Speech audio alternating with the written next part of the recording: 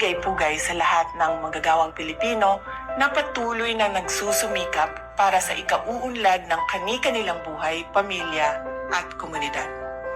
Ako ay sumasaludo sa inyong katatagan, talino at kasipagan na inyong ipinapakita sa inyong kani-kaniyang sektor sa loob man o sa labas ng bansa. Ating ipagdiwang ang tagumpay ng bawat overseas Filipino worker, medical at security frontliner, community worker, guro, at lahat ng nagtatrabaho sa pampubliko at pribadong sektor ng lipunan.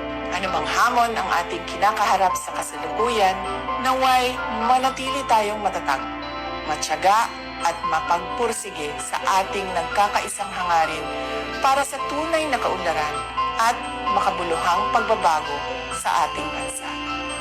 Isang mapagpalang pagdiriwang ng Araw ng Manggagawa. Ang lahat ng ginagawa natin ay para sa Diyos, sa bayan at sa bawat pamilyang Pilipino.